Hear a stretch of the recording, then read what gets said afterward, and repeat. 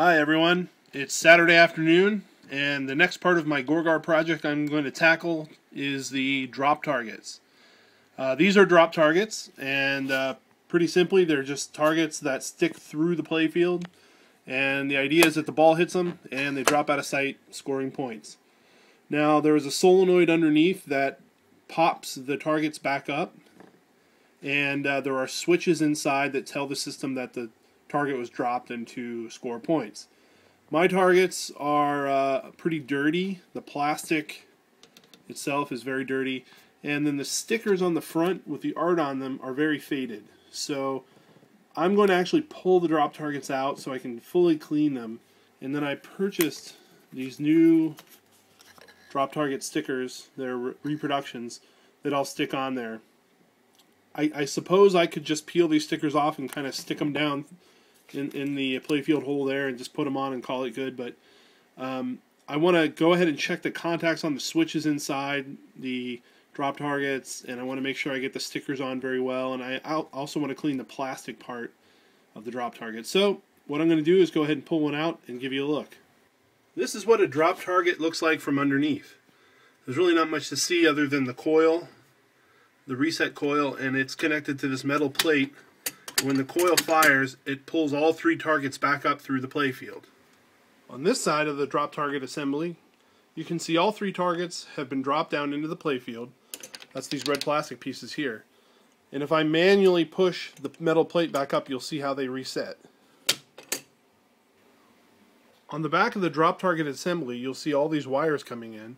These are coming from the driver board. And when the targets move through their entire motion, they activate switches in here that tell the driver board and the MPU what to score and what position the drop targets are in. So I pulled out my first drop target, and this is what it looks like. I've actually removed it from these boards here. So those are the circuit boards, and these metal horseshoes slide along those to signal the driver board that the switches have been tripped. And it was screwed to the bottom of the playfield by 4 screws. I pulled those off. I actually unsoldered the coil as well, so I was able to pull it out. And so I'm going to pull it apart. You can see a lot of black dirt and stuff on there. I'm going to clean the contacts really well, clean the contacts on these switch plates, put my new stickers on, put it all back together.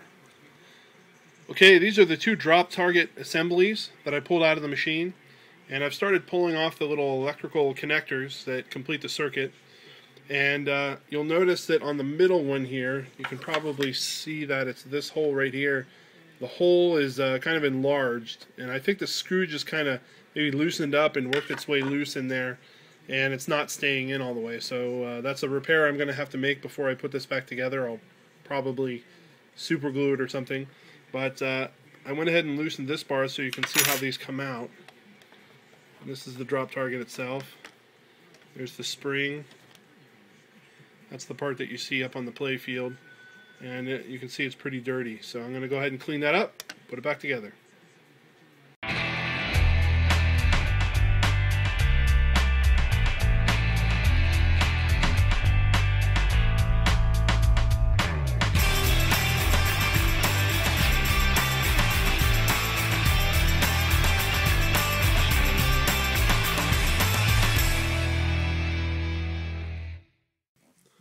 So the drop target assembly has been rebuilt, both of them in fact, and I just wanted to show you how they look.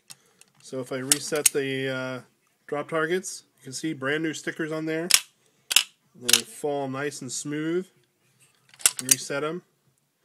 And just a tip on these coils, none of these coils require any lubrication. So if you're ever underneath your playfield, there's no need to ever put any lubricant on these. There's actually a nylon sleeve in there, and the coil is made to fit, or the plunger is made to fit right inside of it.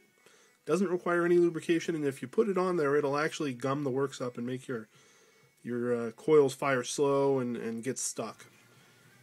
Okay, so both drop target assemblies have been reassembled and installed back inside the machine, and I'm going to hit the start button now to see if they work. Perfect. So both of them are up. Let's go ahead and trigger them. Perfect. And this one?